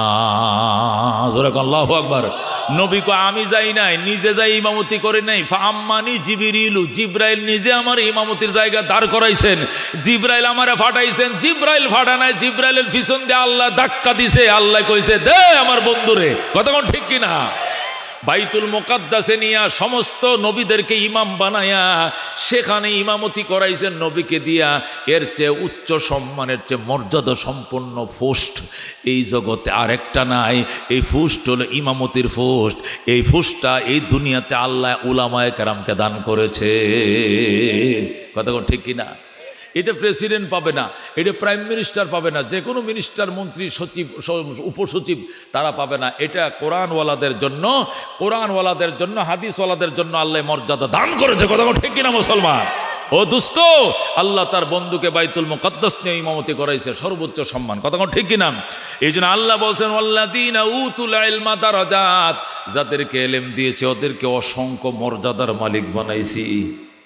মামুনুল হক, ফয়জুল করিম, রিজাউল করিম, আজহারি, উমুক সরকারকে হুমকি দেয়, কথা বলে, ভয় পায় না কেন? কেন ভয় পাবে? এলেমের নূর, তাজা তাজা এলেমের আগুন এদের কলিজায়। কথা ঠিক কিনা? এরা পৃথিবী কাউকে হিসাব করে কথা বলে না, তো জানে যে এই দুনিয়াতে যা আছে নাথিং। কথা ঠিক কিনা? আল্লাহর সৃষ্টি হিসেবে উলামায়ে কেরাম সেরা। কথা ঠিক কিনা? নবী রাসূল সাহাবায়ে কেরামের পরে, ওলিয়া উলিয়ার পরেই কারা? হযরত উলামায়ে কেরাম। বিশাল পাওয়ারফুল ব্যাপার, এদের পাওয়ারের সাথে কোনো তুলনা চলে না। আমি ঘটনা শোনাই সূরা নামাল থেকে। সূরা নামালে 20 পারায় ঘটনা আছে। হযরত সুলাইমান আলাইহিস সালাম কি রানী বিলকিসকে চিঠি পাঠালেন, বিলকিস, আমি হুদহুদ পাখির মাধ্যমে শুনতে পেরেছি তুমি নাকি নিজেকে রানী দাবি করেছ, তুমি নাকি সুলাইমানকে বাদশা মানো না, আল্লাহকে রব মানো না, তুমি সূর্য পূজা করো, মুশরিকা, তুমি সূর্য পূজা করো আর নিজেকে রানী মনে করো। চিঠি পাওয়া মাত্র চলে আসবা। চিঠি লেখছে ইন্নাহু মিন সুলাইমান ওয়া ইন্নাহু বিসমিল্লাহির রহমানির রহিম, আল্লাহ তাআলা আলাইয়া ওয়া আতুনি মুসলিমিন। জোরে কোন আল্লাহু আকবার। সুলাইমান চিঠি লেখছে ইন্নাহু মিন সুলাইমান, পত্র লেখছি আমি সুলাইমান নবী। ওয়া ইন্নাহু বিসমিল্লাহির রহমানির রহিম, পরম করুণাময় দয়ালু আল্লাহর নামে চিঠি লেখা আরম্ভ করিলাম। জোরে কোন আল্লাহু আকবার। আল্লাহ তাআলা আলাইয়া, হে নারী অহংকার দেখাবি না, ওয়া তুনি মুসলিমিন, স্যালেন্ডার করে হাজির হয়ে যাও। রানী বিলকিস রওনা করছে, 3 বাহিনী নিয়ে রানী বিলকিস আসতেছে সুলাইমানের কাছে। সুলাইমান আলাইহিস সালাম হুদহুদ পাখিরে জিজ্ঞাসা করে, একটু দেখে আসো তো কতটুকু এসছে। হুদহুদ পাখি করে উড়াল দিয়ে চলে আসছে, কয় স্যার আর 1 ঘন্টা লাগবে, তাই আপনার দরবারে পৌঁছে যাবে। বিলকিসের বাড়ি হলো ইয়েমেনের সাবা, কোন ইয়েমেনের সাবা, আর সুলাইমানের বাড়ির রাজধানী হলো জর্ডানের আম্মান। জর্ডানের কি? আম্মান। জর্ডান একটা রাষ্ট্র এখনো আছে, ইয়েমেনও একটা রাষ্ট্র এখনো আছে। ইয়েমেনের রাজধানী হলো সানা আর জর্ডানের রাজধানী হলো আম্মান। সুলাইমান আলাইহিস সালামের রাজধানী ছিল আম্মানে, জর্ডানের রাজধানী। এই জর্ডান নামক দেশ এখনো আছে পৃথিবীতে। ওখানে থেকেই সুলাইমান তামাম পৃথিবীর রাষ্ট্রপ্রধানের দায়িত্ব পালন করছেন। যেরকম সুবহানাল্লাহ। ইয়েমেনের সাবা থেকে জর্ডানের আম্মান 1600 কিলোমিটার। কয়শো কিলোমিটার? বিশাল দূরত্ব। সুলাইমান চিঠি পাওয়া মাত্রই রানী বিলকিস রওনা করছে। আগে অন্যান্য কৌশল অবলম্বন করছে, ওইগুলো কাজ হয় নাই, পরে নিজেই রওনা করেছে। যখন আর 1 ঘন্টাখানিক সময় বাকি আছে, মনে করেন এদিকে একটা বাজার আছে না, আমি বাজারে মাছ কিনছি আজকে, নগদ ডালা আজকে আমি দেশি মাছ পাইছি, নদীর মাছ 2.5 কেজি মাছ কিনছি, বিভিন্ন আইটেমের, এই কিতা মাছ, ট্যাংরা মাছ, দেশি মাছ আর কি। ওই যে লাল লাল কি মাছগুলো কয়, সুন্দরী মাছ, বেত মাছ না, আরও বিভিন্ন মাছ। আমি 1350 টাকা দেয়া মাছগুলো কিনছি। আমার ছাত্র আজগরের ফ্রিজে রেখে আইছি আসার সময়, কইছে আজগর আছে না ওই মাদ্রাসার প্রিন্সিপাল, তোমার ফ্রিজে রাখাও, যাওয়ার টাইমে আমার মনে করে দিয়ে দিও, তাহলে নষ্ট হবে না, তাই না? এতটুক বাজারের কিনারে চলে আসছে। বিলকিস আসতে আর মতো 1/2 ঘন্টা সময় লাগবে। মোড়া হয়ে আসতেছে, যেরকম আল্লাহু আকবার। রানী বিলকিস আসতেছে, হুদহুদ কয় স্যার আর 1/2 ঘন্টার ভিতরে বিলকিস চলে আসবে। এবার সুলাইমান ডাক দেয়া কয়, কে পারবা? কয় কি? কে পারবা কি? জিনারা কয় আমরা পারবো, ফরিরে কয় আমরা, দেও বলে আমরা, দানবরা বলে আমরা। ইনসান চুপ করে বসে রয়েছে। কয় বিলকিস আমার দরবারে আসতে আর 1/2 ঘন্টা লাগবে। এই 1/2 ঘন্টার পূর্বে এই বিলকিসের যে সিংহাসনটা রাইকে আসছে, এই 1600 কিলোমিটার দূরে, এই সিংহাসনটা, এই 7 তলা ভবনটা আমার দরবারে কে আইনা দিতে পারবে? বিলকিসের আগেই পৌঁছাইতে হবে। যেরকম আল্লাহু আকবার। কলা ইফরিতুম মিনাল জিন্নে, জিনের মধ্যে ইফরিত নামক একজন জিন দাঁড়াইছে। ইফরিত, এর নাম কি? ইফরিত নামক জিন। এই সূরা নামালের মধ্যে 20 পারার মধ্যে আছে ঘটনা, আমি সেখান থেকে শুধু অনুবাদ করতেছি। কলা ইফরিতুম মিনাল জিন্নে, জিনের মধ্যে ইফরিত নামক জিন, এর বয়স 2500 বছর। কয় হাজার? এর বয়স কত? এই 2500 বছরের খাম্বা ফিলার বট গাছের মতো ইফরিত দাঁড়াইছে, দাঁড়ায় আনা আতিকা বিহি কাবলা আন তাকুমা মিন মাকামিকা। ওগো আল্লাহর নবী সুলাইমান, তুমি সিংহাসন থেকে দাঁড়াইতে দেরি হবে, বিলকিসের সিংহাসন এখানে হাজির করতে দেরি করা হবে না। ইফরিত বলতেছে, কয় আমি এই বিলকিস আসতে আধা ঘন্টা লাগবে, আমি এই ভবন আনতে আধা ঘন্টা লাগবে না, 10 মিনিট লাগবে। কয় মিনিট লাগবে? 10 মিনিটের ভিতরে আপনি শুধু খালি এখান থেকে সোজা হয়ে দাঁড়াবেন, চেয়ারটা ছেড়ে ওখানে দাঁড়াইবেন, এরপরে দেখবেন যে সিংহাসন সামনে হাজির করে ফেলছে। যখন আল্লাহু আকবার। সুলাইমান আলাইহিস সালাম ডাক দেখো, হবে না 10 মিনিট 20 মিনিট হবে না, 10 সেকেন্ডের ভিতরে আনতে হবে। আল্লাহু আকবার। কার পাওয়ার আছে? দাঁড়াও। জিনেরা, ফরিরা, দেওরা, দানবরা কম্মা ফৌসাই দুয়াশয় ফাইতাম না, সম্ভব না। এই 7 তলা একটা বিল্ডিং, ফাইলিং করা ভবন, এটা মাটির নিচ থেকে উপরায়া নিয়ে আসা 10 মিনিট, এইটা হইতো না। এর সে কমে ফাটতাম না। জিন ফরিরা সিলিন্ডার করছে। সুলাইমান মৌলবীরা কই? এই মোল্লারা কোথায়? মৌলবীরা চুপচাপ বসে রয়েছে যে মৌলবী হোক না, স্বাস্থ্য নাই। বোঝা যায় যখন মরা, কিন্তু ভিতরে আগুন। জোরে কোন আল্লাহু আকবার। এ দুস্থ মৌলবীরে কিনারে বসে রয়েছে। সুলাইমান, কিরে তোরা কথা কস না গা? এই তোরা কথা কস না গা? হুজুর কি কমু কি কমু কি কমু, এরা তো 10 মিনিট আইনা দিবে। দেও দানব জিন এরা দাঁড়াইছে, জিনদের প্রতিনিধি ইফরিত দাঁড়াইছে, 10 মিনিট লাগবে, তুই পারবে নি? একটা দাঁড়ায় গো, স্যার আমি আনতে শোকের পাতা বাড়ি দিতে দেরি হবে, বিলকিসের সিংহাসন আনতে দেরি হবে না। আল্লাহু আকবার। সুলাইমান কো তোর নাম কি? আমার নাম আসিফ ইবনে বরখিয়া। যেরকম আল্লাহু আকবার। সুলাইমান আলাইহিস সালামের আপন খালাতো ভাই, সুলাইমান নবীর আপন খালাতো ভাই। সুলাইমানের বাবা 99টা বিয়ে করছে। কয়টা বিয়ে করছে? সুলাইমানের বাবার নাম কি? দাউদ আলাইহিস সালাম। কি নাম? সুলাইমান আলাইহিস সালামের বাবা দাউদ আলাইহিস সালাম। উনি 99টা বিয়ে করছিল, সব বউ। আল্লাহু আকবার। ওনার খালা বেশি কিনা? খালতো ভাই। ওনার নাম হযরত আসিফ ইবনে বরখিয়া। ওই আসিফ ইবনে বরখিয়া লাভ দিয়ে দাঁড়াইছে, দাঁড়ায় কো আনা আতিকা বিহি কাবলা আন ইয়ারতাদ্দা আলাইকা তরফুকা। জোরে কোন সুবহানাল্লাহ। কাবলা আন ইয়ারতাদ্দা আলাইকা তরফুকার অর্থ কি জানেন? চোখের যে এই যে পশমটি আছে না, এটার কি কয় আপনাদের দেশে? চোখের বুরু কয়, চোখের পুতলি কলে, চোখের পাতি বলে, বলে কিনা? কয় কাবলা ইয়ারতাদ্দা আলাইকা তরফুকা, কয় চোখের ফাতির উপর থেকে নিচে বাড়ি দিতে যত সময় লাগে, সুলাইমান রে বিলকিসের সিংহাসন আনতে এত সময় লাগবে না। আল্লাহু আকবার। সুলাইমান কো বলস কি, তুই কি ডাকাইত না মানুষ? আমি মানুষ। কেমনে কো এলেমের পাওয়ার। আল্লাহু আকবার। আল্লাহ ওই কথাটাই কোরআনে বলছে, কাল আল্লাযী ইনদাহু ইলমুম মিনাল কিতাব। জোরে আল্লাহু আকবার। কাল আল্লাযী ইনদাহু ইলমুম মিনাল কিতাব। ওই মানুষটা দাঁড়াইছে যার কাছে কিতাবের ইলম ছিল, উনি তাওরাতের হাফেজ ছিলেন। ওই লোকটা দাঁড়াইছে, উনার নাম হযরতে আসিফ ইবনে বরখিয়া। উনি ডাক দিয়ে কয় আনা আতিকা বিহি কাবলা আন ইয়ারতাদ্দা আলাইকা তরফুকা। ওরে আল্লাহর পয়গম্বর সুলাইমান, বিলকিসের সিংহাসন আনতে এত সময় লাগবে যত সময় লাগে চোখের ফলক বাড়ি দিতে। জোরে কোন সুবহানাল্লাহ। সুলাইমান কই এটা আমি বুঝলাম না কেমনে। এবার আসিফ ইবনে বরখিয়া কো চোখ বন্ধ করো। সুলাইমান কো করছি, কো খোলো। খুলছি, ওই দেখো সিংহাসন। জোরে কোন আল্লাহু আকবার।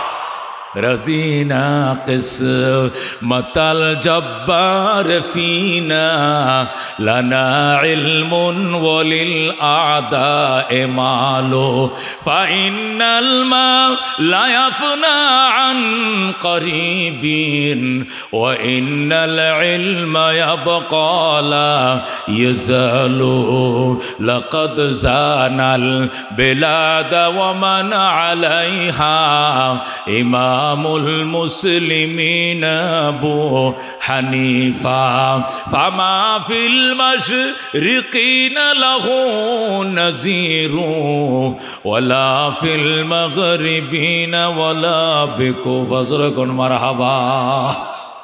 খালি সুলাইমান চোখটি বন্ধ করছে আর খুলছে, দেখেছে বিলকিসের সিংহাসন হাজির। যেরকম আল্লাহু আকবার। বিলকিস আইছে আরো আধা ঘন্টা ভরে। বিলকিস আসছে কত ভরে? বিলকিস আসছে আরো আধা ঘন্টা ভরে। আইসা বিলকিস তাকায় রয়েছে ভবনের দিকে। কিরে কী রে আমার ভবনের মতো লাগে, ঘটনা কি, এটা এখানে কেমনে আনছে, এটা এখানে কি করে সম্ভব? জোরে কোন আল্লাহু আকবার। সুলাইমান আলাইহিস সালাম কয় একটা কাজ করো। কি কাজ? কয় একটু কালারটা চেঞ্জ করো আর কোনা কানার একটু বাঙ্গো, যাতে করে প্রথমেই নিজেরটার মতো চিহ্ন না ফেলে। ও দোস্ত, ওই বিল্ডিংয়ে যে নকশা ছিল দুই একটা কোনা একটু বাংছে, আর কালারটা সবুজ টিয়া কালার ছিল, এটারে গোল্ডেন কালার দিছে। জিনারা 5 মিনিটের মধ্যে কালার চেঞ্জ করে ফেলাইছে। ফালানোর পরে বিলকিস আইছে, আয়া সুলাইমানকে সেলফ দিয়া চেয়ারের মধ্যে বসে। সুলাইমানকে, আচ্ছা বিলকিস বলো তো এই ভবনটা কার? বিলকিস বলে কান্নাহা হিয়া, কান্নাহা হিয়া। বিলকিসও চালাক। বিলকিস বলে না এটা আমারটা, বলতেছে যেন আমারটার মতোই, আমারটার মতোই মনে হয়। যেরকম আল্লাহু আকবার। বেডির ব্রেন কি চিন্তা করছেন? কয় আমারটার মতোই মনে হয়, বলে না আমারটা। যদি বলতো আমারটা তাহলে সুলাইমান বলতো, এই বেডি তোরটার কালার কি? তোরটা টিয়া কালার, এটা তো গোল্ডেন কালার। তোরটার কোনা এমনি সুক্কা ছিল, এটা তো কোনা ভাঙ্গা। কিছু তো চেঞ্জ করছে, বুঝো না? তো চেঞ্জ করার পরে তো আর বলতে পারে না এটা আমারটা, তার হুবহু তো তারটা না, এত চেঞ্জ আইছে। এই জন্য বিল কিছু উত্তর ওইভাবে দিছে, কান্নাহা হিয়া, যেন এটি উঠির নেই। জোরে কোন আল্লাহু আকবার। ও দোস্ত, এলেমের পাওয়ার দেখো। সুলতান মাহমুদ গজনবী আফগানিস্তানের বাদশা। কোন দেশের বাদশা? জোরে কোন। উনি ভারতে হিন্দু রাজার বিরুদ্ধে 17 বার আক্রমণ করছে। আপনারা বই পুস্তকে পড়ছেন। কয়বার? 17 বার না? 17 বার হিন্দু রাজাদের, রামকৃষ্ণদের বিরুদ্ধে 17 বার অ্যাটাক করছে। 17 বার। কত বড় তার বুকের ফাটা। আফগানিস্তানের বাদশা হইয়া মহাভারতে আক্রমণ করছে। আফগানিস্তান ছোট রাষ্ট্র, ভারত তো বিশাল বড়। সে ভারতে আক্রমণ করছে 17 বার, একবার দুইবার না। সেই পাওয়ারফুল রাজা, উনি ঘোড়ায় সফর করছিল, সাথে মন্ত্রী পরিষদ ছিল ঘোড়া দিয়া। আগের দিনে রাজারা চলতো কি দিয়া? ঘোড়া দিয়া। এখন চলে কি দিয়া? ফ্রাডো, ফাজেরো, দামি দামি গাড়ি দিয়া। তখন চলতো কি দিয়া? ঘোড়া দিয়া। দৌড়ের ঘোড়া দিয়া। ও দোস্ত, রাজারা চলতো ঘোড়া দিয়া, সুলতান মাহমুদও ঘোড়া দিয়া চলছে, পিছনে আছে মন্ত্রী পরিষদ সব। যখন কাবুলে ঢুকবে রাত্রিবেলা 1টা বাজে, কটা বাজে? রাত 1টা বাজে, গভীর রাত। কাবুলে ঢুকবে, ওই সময় প্রথম সুলতান মাহমুদ গজনবী কাবুলের পৌরসভার ভিতরে লাইট লাগাইছে। কি লাগাইছে? প্রথম পৌরসভা লাইট আছে না? শাহজাদপুর যায় দেখবেন শুধু লাইট জ্বলতেছে। কেন? এটা পৌরসভা এরিয়ার ভিতরে মেয়র সাহেবের পক্ষ থেকে কি জ্বলবে?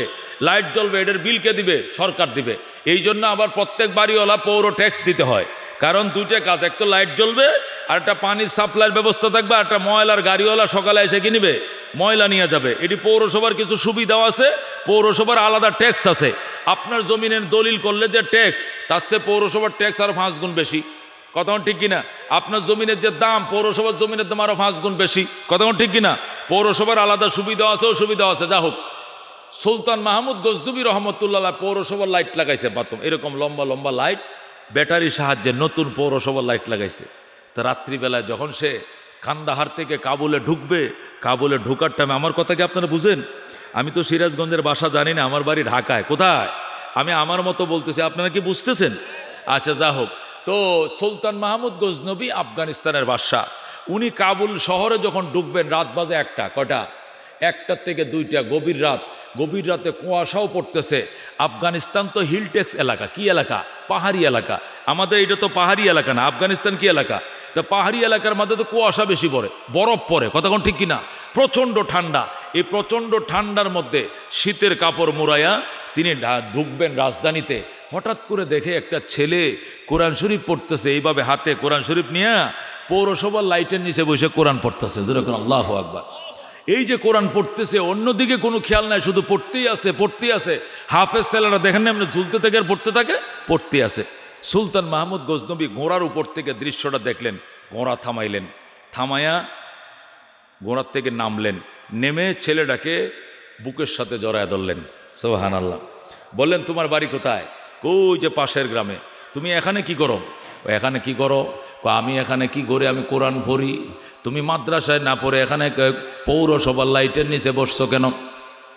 এই মহিলারা কথা বলবেন না, মা বোনেরা, আপনাদেরকে অনুরোধ জানাই, একটা মাহফিল হচ্ছে বাবা, আপনারা গুনাহগার হবেন যদি ডিস্টার্ব হয়। আল্লাহর এখানে গুনাহগার হবেন, কেউ এই কাজটা করেন না। দামি কথা ঠিক কিনা? সুলতান মাহমুদ গজনবী রহমতুল্লাহ আলাই, উনি পৌরসভার লাইটের কান কিনার দিয়ে রাস্তা দিয়ে ঢুকতেছেন, হঠাৎ করে দেখেন একটা ছেলে আল্লাহর কোরআন পড়তেছে, শীতের মধ্যে কাঁপতেছে, শীতের পোশাক নাই, শীতের পোশাক তার গায়ে নাই, একটা পাঞ্জাবি পরা, শুধু কাঁপতেছে। হযরত কারি তৈয়ব সাহেব রহমতুল্লাহ আলাইহ, যিনি দেওবন্দ মাদ্রাসার 50 বছর প্রিন্সিপাল ছিলেন, উনি একটা বই লেখছেন বহুবলীয় খুতবাতে হাকিমুল ইসলাম। এই খুতবাতে হাকিমুল ইসলামের মধ্যে এই ঘটনাটা আসছে। তিনি কারি তৈয়ব সাহেব লেখছেন, সুলতান মাহমুদ ঘোড়ার থেকে নামলেন, নেমে ছেলেটাকে বুকের সাথে জড়ায় ধরলেন, এরপরে বললেন তুমি এখানে কোরআন পড়ো কেন? আমার ওই যে পাশের গ্রামে আমার বাড়ি, আমি ওখানে একটা মাদ্রাসায় হাফিজিয়া পড়ি, এখানে কেন তুমি? কয় আমরা তো হারিকেনে পড়ি। আগের দিনে হারিকেন দেখছেন নি? হারিকেন ওই যে কাঁচ দেয়া গ্লাস দেয়া হারিকেন মনে আছে? আমরা লেখাপড়া টোটালটা হারিকেনে পড়ছি।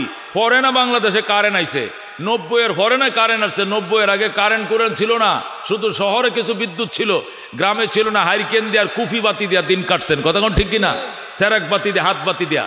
ও দুস্থ সুলতান মাহমুদ গজনবীর কাছে ছেলেটা বলতেছে, হুজুর আমার হারিকেন নাই, আমার ক্লাসমেটের হারিকেন আছে, সাথী ভাইয়ের হারিকেন আছে, ওনার হারিকেনে আমি পড়ি। 10টা যখন বেজে যায়, উনি ওনার হারিকেন নিবে ফেলে, উনি ওনার হারিকেন নিবে ঘুমিয়ে পড়ে। তখন তো আমি আর পড়তে পারি না, আমার মেধা কম।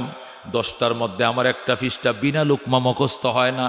লুকমা খাইলে হুজুরে সকালবেলা আমার ফিডায়, এই জন্য আমাকে 11টা 12টা পর্যন্ত পড়তে হয়। পড়ব কোথায়, আলো পাই না। এই জন্য মাদ্রাসার জানালাতে দেখা যায় পৌরসভার লাইট জ্বলতেছে, এই জন্য এই লাইটের নিচে বসে আমি আল্লাহর কোরআন পড়ি। সুবহানাল্লাহ। এই লাইটগুলো সারা রাত এমনিই জ্বলে, যেহেতু এমনিই জ্বলে আমি চিন্তা করলাম তাহলে আমি গরিব মানুষ, আমার তো হারিকেনের পয়সাও নাই, আমার সাথী ভাই ঘুমিয়ে পড়ছে, এই জন্য আমি এই লাইটের নিচে বসে পৌরসভার লাইটে বসে কোরআন পড়ি। সুলতান মাহমুদ কয় তুমি ঘোড়ায় উঠো। আমি উঠবো না। উঠো। কয় না। তোমাকে আবার পৌঁছায় দেবো, তুমি উঠো, অল্প সময়ের মধ্যে তোমাকে পৌঁছায় দেবো। জোর করে সুলতান মাহমুদ গজনবী ঘোড়ায় উঠাইছে, ঘোড়ার পিঠে উঠাইয়া রাজধানীতে নিয়ে গেছে, নিয়ে নিজের গদির মধ্যে ছেলেকে বসাইছে। আল্লাহু আকবার। সুলতান মাহমুদের যে আফগানিস্তানের যে গদি ছিল কাবুলে, নিজের রাজ সিংহাসনের মধ্যে ছেলেটাকে বসাইছে। বসায় আজকের থেকে তুমি আফগানিস্তানের বাদশা। আল্লাহু আকবার। তুমি আজকের থেকে প্রেসিডেন্ট। ছেলে ডাক দেখো, আঙ্কেল আমার প্রেসিডেন্টগিরি লাগতো না, আমাকে আবার দিয়ে আসেন, আমি কোরআনের প্রেসিডেন্ট হতে চাই, আল্লাহর কোরআন আমি সিনার মধ্যে ধারণ করতে চাই, আমার প্রেসিডেন্টগিরি লাগতো না, আমার দিয়ে আসেন। সুলতান মাহমুদ কয় তুমি বসো। বসছে। বলো তোমার হারিকেন কয় টাকা লাগে? 5 টাকা। মাসে কেরাসিন কয় টাকা লাগে? 5 টাকা। তেল সাবান কয় টাকা লাগে? 5 টাকা। বোর্ডিং খরচ কয় টাকা? 5 টাকা। 20 টাকা খরচ প্রতি মাসে। কয় হ। এটি কি দেওয়ার কেউ নাই? আমার আব্বাও নাই, আম্মাও নাই, আমি এতিম সন্তান সিউরা, এই জন্য হারিকেন কেনার পয়সাও নাই, এই জন্য সরকারি লাইটের নিচে আমি পড়ি। তোমার শীতের পোশাক কয় নাই, কিনে দেওয়ার কেউ নাই। হারিকেন কেনার পয়সা 5 টাকা, সুইটার কেনার পয়সা 5 টাকা, তেল সাবানের জন্য 5 টাকা, এবং বোর্ডিং খরচ 5 টাকা। 20 টাকা তোমার খরচ। 12 মাস দিয়ে গুণ দিলে 12 20 240। 12 20 কত? 240 টাকা তোমার লাগবে এক বছরে। এই 240 টাকা একটা ক্ষতির ভিতরে ঢুকাইছে। ক্ষতি চিনেননি? আগের দিনে মুরব্বীরা কাপড় দিয়ে যে বানাইতো, কোমরে বানতো, মনে আছে? কি ক্ষতি কইনি? তফিল। তহিল। ও তফিল কয় না? তফিল কইতো। এটারা বাংলা উর্দুতে ক্ষতি বলে। কি বলে? ওই ক্ষতির ভিতরে টাকা 240টা ঢুকাইছে। ঢুকায়া মুখটা আটকায়া ওই ছেলে আব্দুর রহমান তার কোমরের মধ্যে বাঁধছে। যেরকম আল্লাহু আকবার। কোমরের মধ্যে ক্ষতিটা বাঁধছে। বান্দা বলতেছে, সুলতান মাহমুদ প্রেসিডেন্ট বলতেছে, বাবা 1 বছরের খরচ আমি ক্ষতির ভিতরে ঢুকাইয়া দিলাম, তুমি যাইবা কালকে একটা হারিকেন কিনবা, কেরাসিন ঢুকাইবা, এরপরে তেল সাবান কিনবা, রেহাল কিনবা, শীতের একটা জ্যাকেট কিনবা, বোর্ডিংয়ের খরচ দিবা, টাকা খরচ করবা, যেদিন ফুরায় যাবে আবার আসবা, সারা জীবন তুমি কোরআনের হাফেজ না হওয়া পর্যন্ত খরচ আমি সুলতান মাহমুদ বহন করে যাব। সুবহানাল্লাহ। আল্লামা কারি তৈয়ব সাহেব খুতবাতে হাকিমুল ইসলামের মধ্যে লেখে, ছেলেটা আবার বলতেছে, আঙ্কেল আমারে মাদ্রাসায় পৌঁছায় দেন, আমার সবক শোনাইতে হবে, আমি পৃষ্ঠা শোনাইতে হবে, আমার তাড়াতাড়ি পৌঁছান। প্রেসিডেন্ট সুলতান মাহমুদ উজিরকে দিছে। উজির মানে মন্ত্রী। মন্ত্রী সাহেব এদিকে আসেন, আমার ঘোড়ার উপরে আপনি উঠেন, ছেলেটাকে উঠান, উঠায় মাদ্রাসায় পৌঁছায় দিয়ে আসেন। আল্লাহু আকবার। উজির ছেলেটাকে ঘোড়ার উপরে উঠাইয়া মাদ্রাসার দিকে নিয়ে যাবে। এখন সুলতান মাহমুদ কাঁদতেছে। ছেলেটা বলে, আঙ্কেল আপনি কাঁদেন কেন? আপনি কাঁদেন কেন? বাবা রে কাঁদি যে, 12 বছর পর্যন্ত দুইটা আশা, কয় বছর? 12 বছর পর্যন্ত দুইটা আশা লালন করি, কিন্তু একটা আশাও পূরণ হলো না। তুমি আমার জন্য দোয়া করো, আল্লাহ যেন আমার দোনোটা আশা পূরণ করে। সুবহানাল্লাহ করুন। ছেলেটা বলতেছে, আঙ্কেল আপনার কি আশা দুইটা পূরণ হলো না? এক নম্বর আশা হলো আমি 12 বছর পর্যন্ত আমি নবীকে স্বপ্ন দেখার জন্য কান্দি, কিন্তু জীবনেও আমি নবীকে স্বপ্ন দেখে পারলাম না। সুবহানাল্লাহ। আল্লাহর হাবিবকে এক নজর দেখার জন্য আমি প্রতিদিন তাহাজ্জুদের নামাজ পড়ি, দুরূদ শরীফ পড়ি, দিনের বেলা সাদাকা করি, গরিব দুঃখীরে দান করি, পবিত্র বিছানা ধোয়া, বিছনা চাদর বিছায় ঘুমাই, বালিশটা ধোয়া, মশারিটা ধোয়া, চাদরটা ধোয়া, ধোয়া বিছানা পরে ঘুমাই, তাহাজ্জুদ পড়ি, দুরূদ শরীফ পড়ি, কোরআন পড়ি, দিনের বেলা সাদাকা করি। এরপরে কত চেষ্টা করতেছে, 12 বছর নবীরে স্বপ্ন দেখতে পারি না। তুমি দোয়া করো আল্লাহ যেন আমার এই মনের 1 নম্বর আশাটা পূরণ করে দেয়। এখন ছেলেটা বলতেছে, আঙ্কেল আরেকটা আশা কি? আপনার তো দুইটা আশা, একটা হলো নবীকে স্বপ্ন দেখবেন, আরেকটা কি? আরেকটা আশা হলো পৃথিবীতে ভালো মানুষ পাইলাম না। ছেলেটা বলতে, ভালো মানুষ পাইলেন না মানে? আলেম ওলামা পান না আপনি? কয় আলেম ওলামা এরকম ভালো না, খারাপ।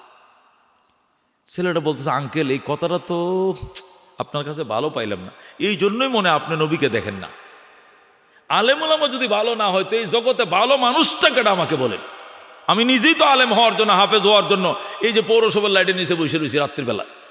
কোথায়? হ্যাঁ, আলেম ওলামাই জগতের শ্রেষ্ঠ সন্তান, যেরকম আল্লাহু আকবার। সুলতান মাহমুদ গজনবী, আচ্ছা ঠিক আছে বাবা, তাহলে ভালো মানুষের সাথে যেন আমার দেখা হয়, নবীর সাথে আমার দেখা হয়, এই দুইটা দোয়া তুমি করবা? ছেলেকে, আমি করবো আঙ্কেল। আচ্ছা যাও বাবা যাও। সুলতান মাহমুদ ঘোড়ার উপরে উঠাইয়া দিয়া ওজিরকে বলছে, তুমি যাও ছেলেটাকে মাদ্রাসা নামিয়ে দিয়ে চলে আসবা, এবার চলে আসবা। ছেলেটা গেছে মাদ্রাসায়, উজির চলে আসছে ঘোড়া নিয়া, মাদ্রাসা যাইয়া ওযু বানাইয়া 2 রাকাত নামাজ পড়ছে। এদিক দিয়ে সুলতান মাহমুদ তো ওরা বিদায় দিয়ে ঘুমায় পড়ছে, রাত বাজে 3টা, ঘুমায় পড়ছে। যেই মাত্র চোখ লাগছে ওই দিক দিয়ে ছেলেটা কাঁদতেছে, আল্লাহ সুলতান মাহমুদ আমার মনের 2টা আশা পূরণ করছে। 1 নম্বর একটা হারিকেন কেনার বড় আশা ছিল, আজকে হারিকেন কেনার টাকা আমারে দিছে। শীতের একটা পোশাক কেনার আশা ছিল, সুলতান মাহমুদ শীতের পোশাক কেনার পয়সাও দিছে। ইয়া আল্লাহ, যে বাদশা আমার 2টা মনের আশা পূরণ করার জন্য উসিলা হলো, আল্লাহ তুমিও তার মনের 2টা আশা আজকে রাত্রেই পূরণ করে দাও। আমি অসহায়, আমি এতিম, আমি কোরআনের হাফেজ, দোয়া করি আল্লাহ আঙ্কেলের 2টা আশা পূরণ করে দাও। ছেলেটা মোনাজাত করতেছে, কাঁদতেছে। এদিকে সুলতান মাহমুদ ঘুমাইছে, ঘুমের ঘরে দেখে রহমতুল্লিল আলামিন সামনে দাঁড়ায় রইছে। আল্লাহু আকবার। আল্লাহ নবী সামনে দাঁড়ায় রইছে, বলেন আল্লাহু আকবার।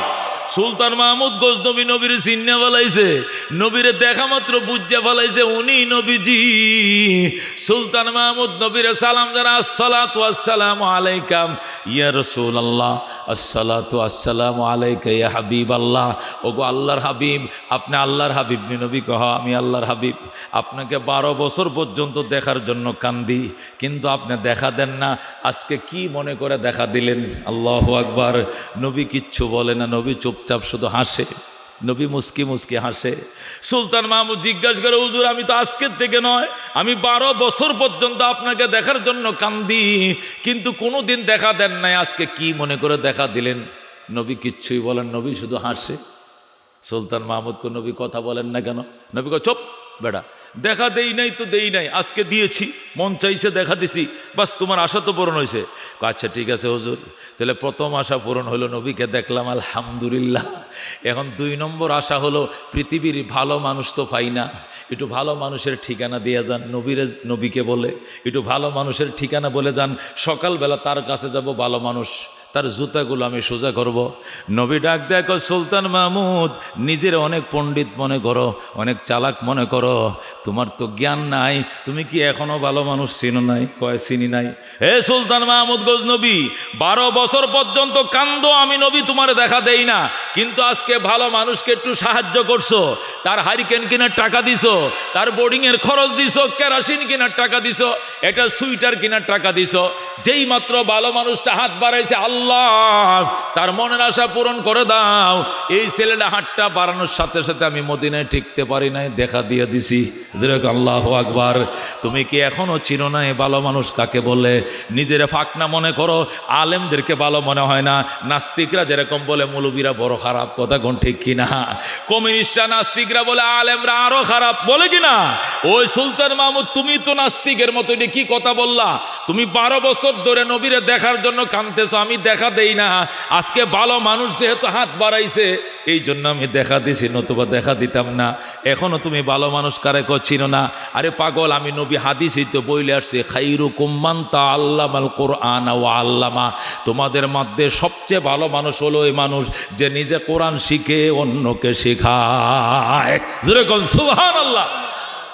আল্লামা কারি তৈয়ব সাহেব এই ঘটনাটা সুলতান মাহমুদের থেকে নকল করে কিতাবের মধ্যে লেখছে।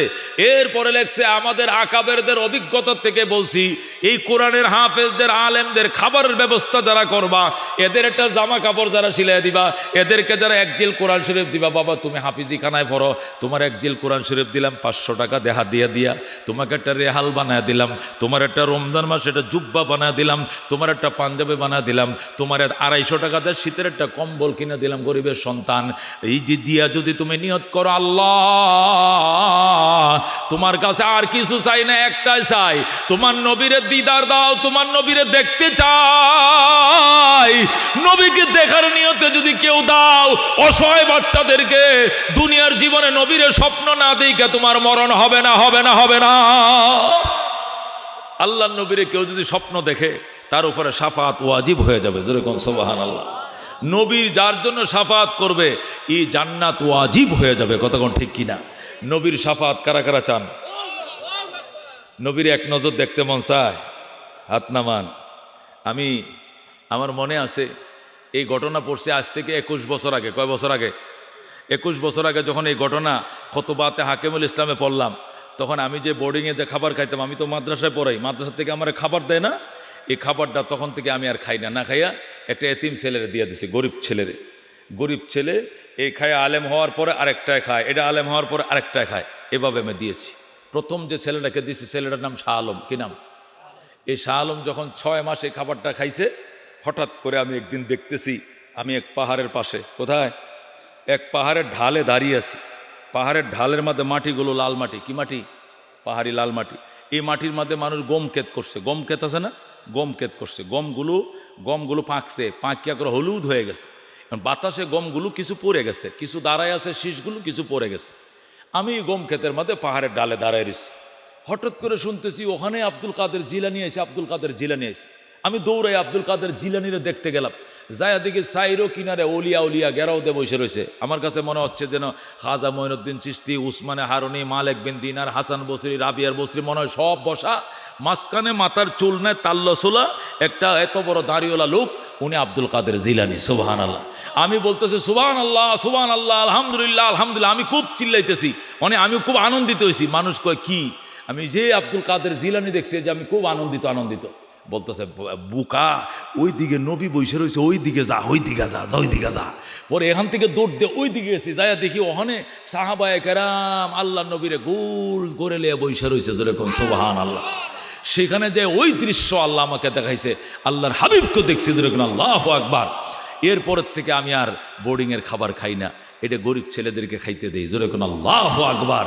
ও দোস্ত, এই জন্য জীবনে একটু সন্তানের সুখের জন্য, শান্তির জন্য সারাদিন পরিশ্রম করো।